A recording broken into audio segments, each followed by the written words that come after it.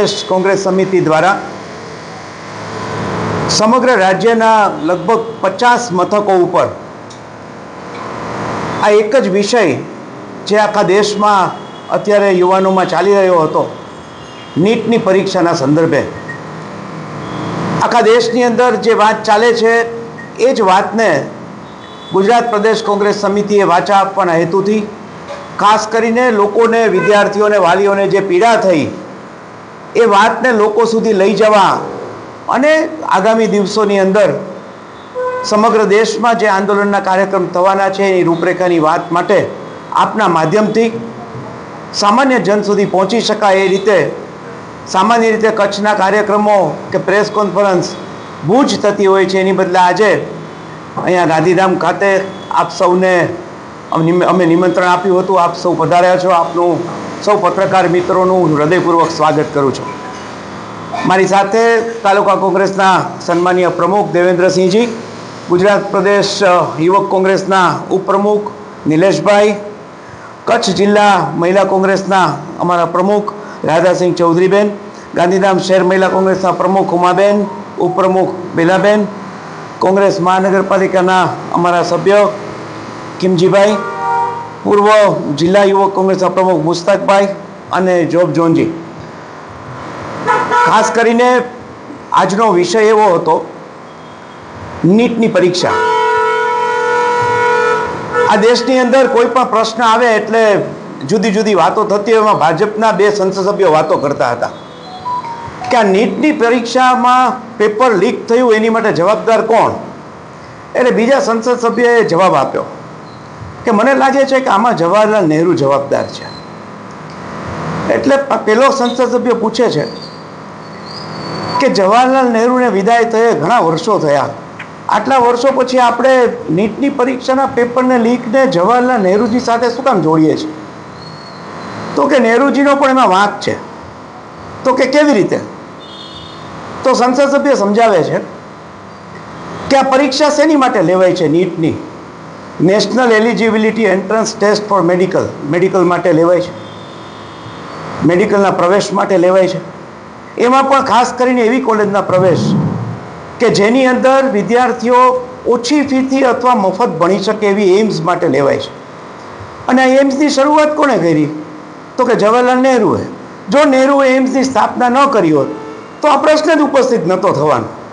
એટલે ભારતીય જનતા પક્ષના લોકો જે રીતે બધી જ જગ્યાએ કોંગ્રેસને જવાહરલાલ નહેરુ, ગુજરાતમાં તો 30 વર્ષ સરકારના, કેન્દ્રમાં 12 વર્ષ પછી પણ દોષારોપણ કરવાને બદલે યોગ્ય રીતે શાસન ચલાવતા નથી એના ઉત્કૃષ્ટ ઉદાહરણો છે. 23 લાખ વિદ્યાર્થીઓની પરીક્ષા ફરીથી લેવાય.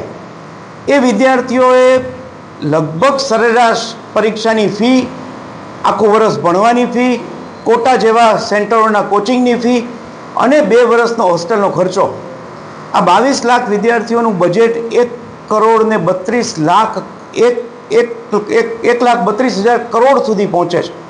ભારત સરકારનું શિક્ષણનું બજેટ 1,40,000 કરોડ છે અને ટ્યુશનનું, કોચિંગ ક્લાસનું બજેટ 1,32,000 કરોડ સુધી પહોંચે છે. એનો મતલબ એમ કે આવડી મોટી સમાંતર એક ઇન્ડસ્ટ્રી, ભારતનું જે શિક્ષણ વિભાગ છે એની સમાંતર એક કોચિંગ વિભાગ ચાલે, એનું આવડું મોટું બજેટ, અને આ બજેટથી આર્થિક લાભ મેળવતા આ કોચિંગ સંચાલકોના માફિયાઓએ ભારત સરકારના મંત્રીઓ, અધિકારીઓ એની મિલીભગતથી આ દેશની આ એક પરીક્ષા નહીં, આવી છેલ્લા 10 વર્ષની અંદર 48થી વધુ પરીક્ષાઓ રદ કરવી પડી છે.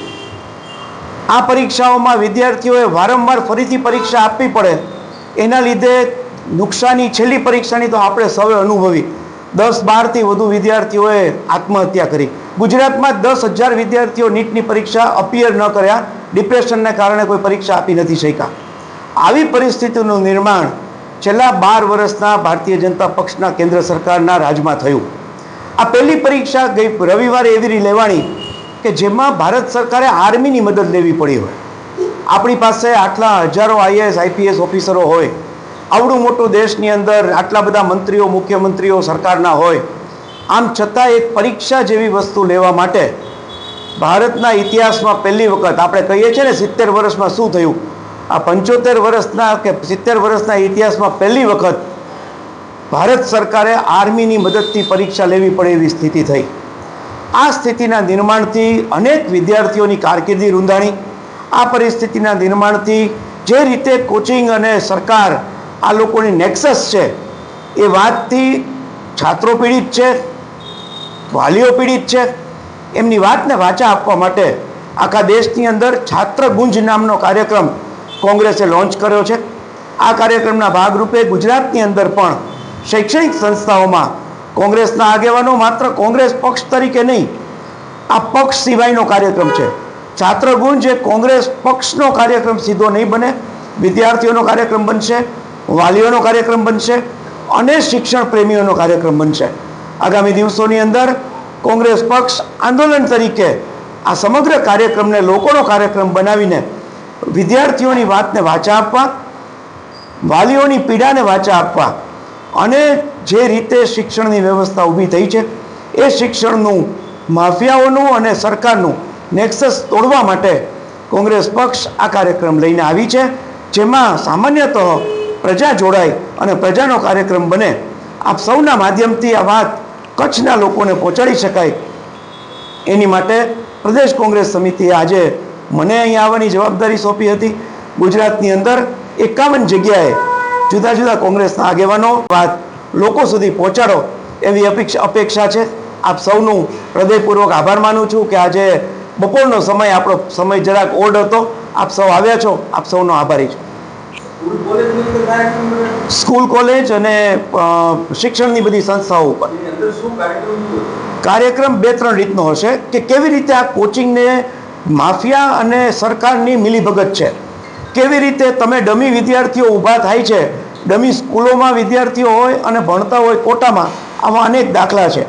આ નેક્સસને કેવી રીતે અટકાવી શકાય. આપણી જૂની પરીક્ષા પદ્ધતિઓ હતી દરેક રાજ્યની પોતાની, એ પરીક્ષા વ્યવસ્થા સારી હતી.